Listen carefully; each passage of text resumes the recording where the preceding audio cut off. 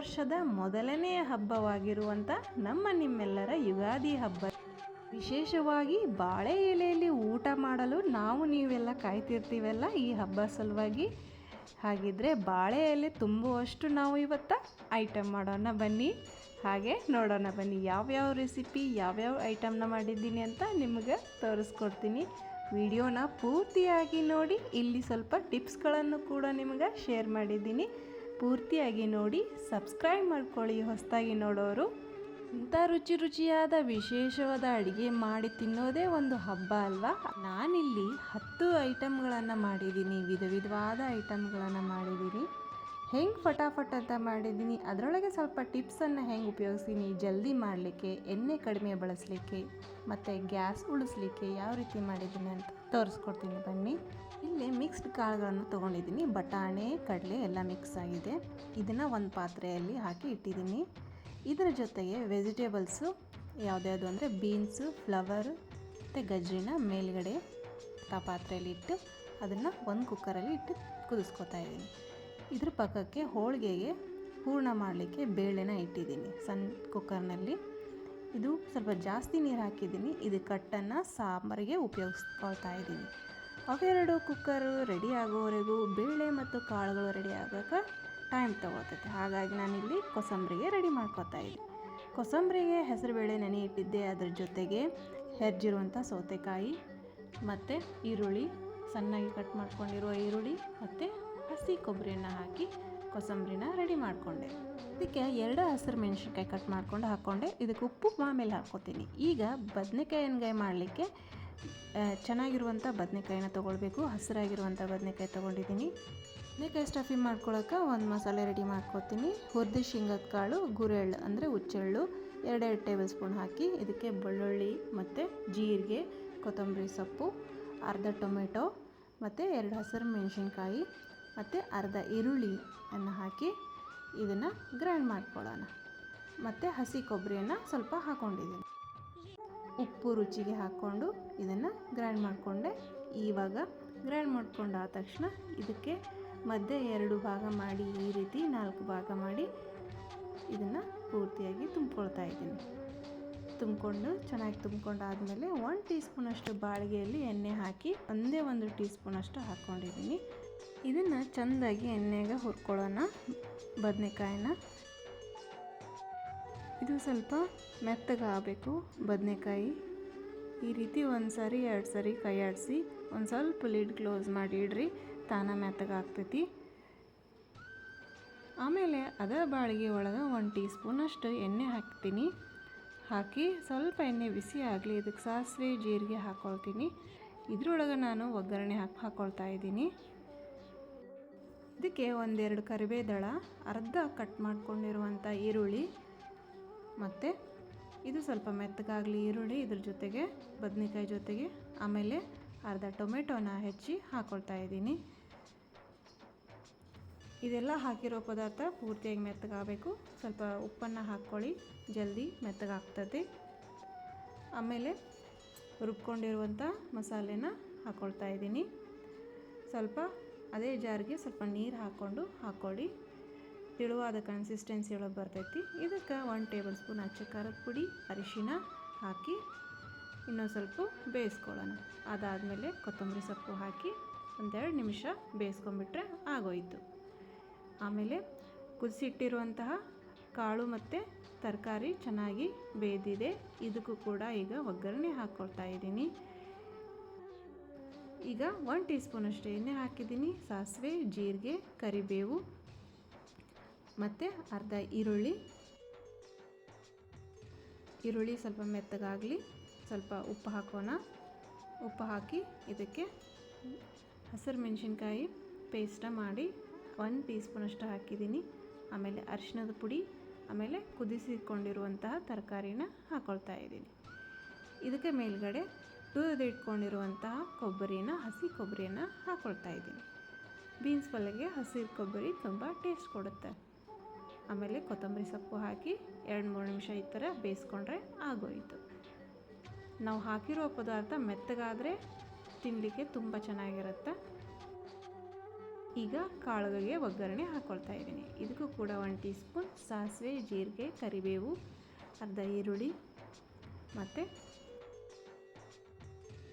ಈರುಳ್ಳಿ ಹಾಕಿದ ಮೇಲೆ ರುಚಿಗೆ ಸ್ವಲ್ಪ ಉಪ್ಪು ಹಾಕಿರುವಂಥ ಪದಾರ್ಥ ಚೆನ್ನಾಗಿ ಬೇಯಿಸ್ಕೊಳ್ಳಿ.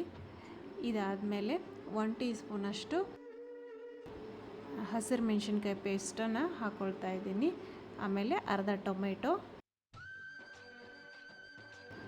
ಇದೆಲ್ಲ ಹಾಕಿರೋ ಪದಾರ್ಥ ಮೆತ್ತಗಾದ್ಮೇಲೆ ಕಾಳುಗಳನ್ನು ಸೇರಿಸ್ಕೊಳ್ಳೋಣ. ಇದಕ್ಕೆ 1 ಟೀ ಸ್ಪೂನಷ್ಟು ಅರಿಶಿನವನ್ನು ಹಾಕಿದ್ದೀನಿ. ಹಾಕಿ ಚೆನ್ನಾಗಿ ಮಿಕ್ಸ್ ಮಾಡ್ಕೊಳ್ಳೋಣ. ಇದು ಕೂಡ ಪೂರ್ತಿಯಾಗಿ ಒಗ್ಗರಣೆ ಕಾಳುಗಳು ಚೆನ್ನಾಗಿ ಬೆರೀಲಿ ಅಂತ 2 ನಿಮಿಷ ಇದನ್ನು ಲಿಡ್ ಕ್ಲೋಸ್ ಮಾಡಿ ಬೇಯಿಸ್ಕೊಂಬಿಡೋಣ. ಈಗ ಮಿಕ್ಸ್ಡ್ ಕಾಳು ಪಲ್ಯನೂ ರೆಡಿ ಆಯಿತು. ಈಗ ನೆಕ್ಸ್ಟು ಸಾಂಬಾರಿಗೆ ನಾನು ಸ್ವಲ್ಪ ಮಸಾಲೆಯನ್ನು ರೆಡಿ ಮಾಡ್ಕೊತೀನಿ. ಅರ್ಧ ಈರುಳ್ಳಿ, ಅರ್ಧ ಟೊಮೆಟೊ ಮತ್ತು ಚಕ್ಕೆ, ಲವಂಗ, ಏಲಕ್ಕಿ ಮತ್ತು ಇದು ಲವಂಗದ ಎಲೆ ಇದನ್ನು ಹಾಕಿ ಹಬೀಜ 1 ಟೀ ಸ್ಪೂನಷ್ಟು ಹಾಕಿ ಇದನ್ನು ಚೆನ್ನಾಗಿ ಹುರ್ಕೊಳ್ತಾ ಇದ್ದೀನಿ. ಇದಕ್ಕೆ ಎಣ್ಣೆ ಹಾಕಿಲ್ಲ, ಹಾಗೆ ಹುರ್ಕೊಳ್ತಾ ಇದ್ದೀನಿ. ಆಮೇಲೆ 2 ಹಸಿರು ಮೆಣಸಿನ್ಕಾಯಿ, ಕರಿಬೇವು, ಬೆಳ್ಳುಳ್ಳಿ ಅದನ್ನು ಕೂಡ ಹಾಕಿ ಸ್ವಲ್ಪ ಕಲರ್ ಚೇಂಜ್ ಆಗುವಾಗ ಹುರ್ಕೊಂಡು ಇದು ತಣ್ಣಗಾದ್ಮೇಲೆ ಈ ರೀತಿ ಗ್ರೈಂಡ್ ಮಾಡ್ಕೊಳ್ಳೋಣ. ಇದ್ರ ಜೊತೆಗೆ ಹಸಿ ಕೊಬ್ಬರಿ ಕೂಡ ಹಾಕ್ಕೊಂಡಿದ್ದೀನಿ. ಇದು ಬೇಳೆ ಕಟ್ಟು ಉದಿರುತ್ತಲ್ಲ, ನೀರು ಉದುರ್ತೈತಲ್ಲ, ಅದರಲ್ಲಿ ನಾನೀಗ ಸಾಂಬಾರು ಮಾಡ್ಕೊತಾ ಇದ್ದೀನಿ. ರುಬ್ಕೊಂಡಿರುವಂಥ ಮಸಾಲೆನ ಬೇಳೆ ಕಟ್ಟಿನ ಜೊತೆ ಮಿಕ್ಸ್ ಮಾಡಿ ಚೆಂದಾಗಿ ಕುದಿಸ್ಕೋಬೇಕು. 2 ನುಗ್ಗೆಕಾಯಿ ಇದ್ದರೆ ನುಗ್ಗೆಕಾಯಿನ ಹಾಕ್ಕೊಳ್ಳಿ. ಇದಕ್ಕೆ 1 ಟೀ ಸ್ಪೂನ್ ಅರಿಶಿನ, 1 ಟೇಬಲ್ ಸ್ಪೂನ್ ಅಚ್ಚ ಖಾರದ ಪುಡಿ ಮತ್ತು 1 ಟೀ ಸ್ಪೂನ್ ಸಾಂಬಾರು ಪೌಡರ್ ಹಾಕಿದ್ದೀನಿ. ನಾವು ಹೂರಣ ಮಾಡ್ಕೊಂಡಿದ್ದೀವಲ್ಲ ಹೋಳಿಗೆಗೆ, ಅದನ್ನು ಕೂಡ 1 ಲಿಂಬೆಹಣ್ಣು ಗಾತ್ರದಷ್ಟು ಹಾಕ್ಕೊಂಡು ಉಪ್ಪನ್ನು ಸೇರಿಸಿ ಮತ್ತು ಹುಣಸೆಹಣ್ಣು ನೀರನ್ನು ಸೇರಿಸಿ ಇದನ್ನು ಚೆನ್ನಾಗಿ ಕುದಿಸ್ಕೊಳ್ಬೇಕು. ಹಾಕಿರುವ ನುಗ್ಗೆಕಾಯಿ ಮೆತ್ತಗಾಗಬೇಕು. ನುಗ್ಗೆಕಾಯಿ ತುಂಬ ದಪ್ಪ ಆಗಿದ್ದರೆ ಕುದಿಯೋದಿಲ್ಲ, ಅದನ್ನು ಸಪ್ರೇಟಾಗಿ ಕುದಿಸ್ಬೇಕಾಗುತ್ತೆ. ಇಲ್ಲಿ ನುಗ್ಗೆಕಾಯಿ ತೆಳುವಾಗಿತ್ತು, ಹಾಗಾಗಿ ನಾನು ಡೈರೆಕ್ಟಾಗಿ ಕುದಿಸ್ಕೊಂಡಿದ್ದೀನಿ. ಇದಕ್ಕೆ ಒಂದು ಎಣ್ಣೆ ಒಗ್ಗರಣೆ, ಕರಿಬೇವು, ಸಾಸಿವೆ, ಜೀರಿಗೆ, ಒಣಮೆಣಸಿನ್ಕಾಯಿ ಎಣ್ಣೆ ಒಗ್ಗರಣೆ ಹಾಕಿ ಕೊತ್ತಂಬರಿ ಸೊಪ್ಪು ಹಾಕಿಬಿಟ್ರೆ ಸಾಂಬಾರು ಕೂಡ ರೆಡಿ ಆಯಿತು. ಬೇಳೆ ಕಟ್ಟಿನ ಸಾಂಬಾರು. ಇದು ಮಾತ್ರ ತುಂಬ ಟೇಸ್ಟಿಯಾಗತ್ತೆ. ಬೇಕಿದ್ದರೆ ಮಾರನೇ ದಿನ ಮಾತ್ರ ಇಟ್ಕೊಂಡು ತಿನ್ಬೋದು, ಅಷ್ಟು ರುಚಿಯಾಗಿರುತ್ತೆ ಅದು. ಈಗ ನಾನು ಮಾವಿನಕಾಯಿ ಚಿತ್ರಾನ್ನಕ್ಕೆ ಒಗ್ಗರಣೆ ಹಾಕ್ಕೊಳ್ತಾ ಇದ್ದೀನಿ. ಇದಕ್ಕೆ 1 ಟೀ ಸ್ಪೂನ್ ಎಣ್ಣೆ, ಸಾಸಿವೆ, ಜೀರಿಗೆ, ಕಡಲೆಬೇಳೆ, ಉದ್ದಿನಬೇಳೆ, ಹಸಿರು ಮೆಣಸಿನ್ಕಾಯಿ 2 ಹಾಕ್ಕೊಂಡಿದ್ದೀನಿ ಮತ್ತು ಕರಿಬೇವು, ಆಮೇಲೆ ತುರಿದಿಟ್ಕೊಂಡಿರುವ ಮಾವಿನಕಾಯಿ ಹಾಕ್ಕೊಳ್ತಾ ಇದ್ದೀನಿ. ಇದಕ್ಕೆ ಕೊತ್ತಂಬರಿ ಸೊಪ್ಪನ್ನು ಹಾಕಿ ಈ ರೀತಿ ಮಾಡಿಟ್ಕೊಂಡಿರುವ ರೈಸನ್ನು ಮಿಕ್ಸ್ ಮಾಡಿಕೊಂಡ್ರೆ ಆಗೋಯಿತು. ಮಾವಿನಕಾಯಿ ಚಿತ್ರಾನ್ನ ಕೂಡ ರೆಡಿ ಆಯಿತು.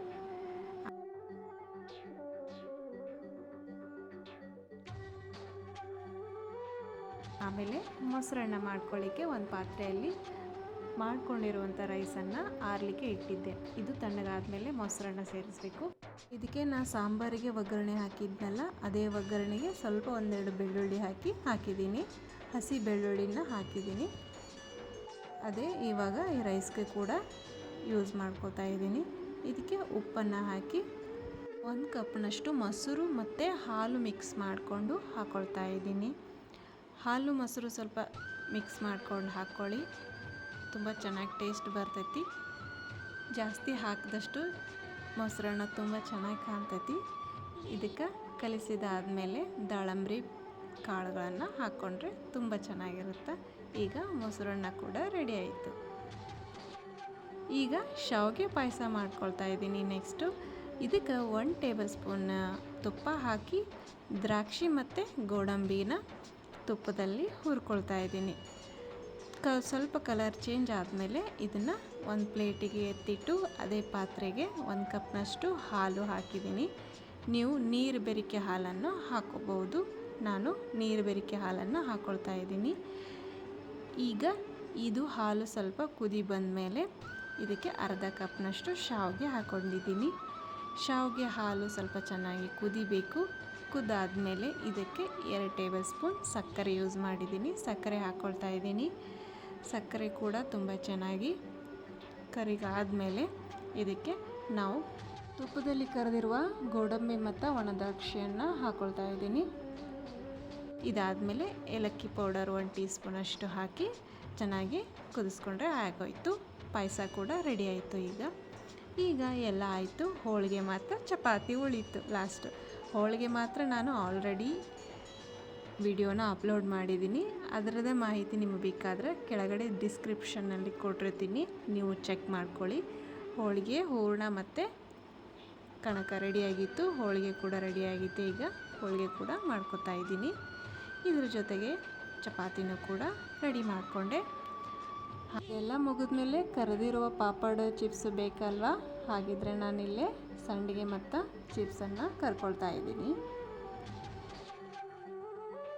ಈಗ ಎಲ್ಲ ರೆಡಿ ಆಯಿತು. ಬಾಳೆ ಎಲೆಗೆ ಬಡಿಸೋಣ ಅಲ್ವಾ. ಈ ರೀತಿ ಹಬ್ಬದ ದಿನ ಬಾಳೆ ಎಲೆಯಲ್ಲಿ ಊಟ ಮಾಡೋದು ಎಷ್ಟು ರುಚಿಯಾಗಿರುತ್ತೆ, ಎಷ್ಟು ಖುಷಿನೂ ಆಗುತ್ತೆ ಅಲ್ಲ. ನೀವು ನಿಮ್ಮ ಕಡೆ ಯಾವ ರೀತಿ ಅಡುಗೆ ಮಾಡ್ತೀರಿ ಅಂತ ಕಮೆಂಟ್ ಮೂಲಕ ತಿಳಿಸ್ರಿ. ನಮ್ಮ ಕಡೆ ಹೋಳಿಗೆನೂ ಮಾಡ್ತಾರೆ, ಶಾವಿಗೆ ಖೀರು ಮಾಡ್ತಾರೆ. ಹೋಳಿಗೆನ ಅಮಾವಾಸ್ಯೆ ದಿನ ಮಾಡ್ತಾರೆ, ಶಾವಿಗೆ ಖೀರನ್ನ ಯುಗಾದಿ ದಿನವನ್ನು ಮಾಡ್ತಾರೆ. ಆ ದಿನ ಎಣ್ಣೆ ಸ್ನಾನ ಮಾಡಿ ಮನೆಯಲ್ಲಿರುವ ಗಂಡು ಮಕ್ಕಳಿಗೆ ಆರತಿಯನ್ನು ಮಾಡಿ ಈ ರೀತಿ ಶಾವಿಗೆ ಪಾಯಸ ಮಾಡಿ ಅವರಿಗೆ ಸ್ವೀಟನ್ನು ನೀಡ್ತಾರೆ. ನಿಮ್ಮ ಕಡೆ ಯಾವ ರೀತಿ ಹಬ್ಬ ಮಾಡ್ತೀರಿ ಅಂತ ಕಮೆಂಟ್ ಮೂಲಕ ತಿಳಿಸ್ರಿ.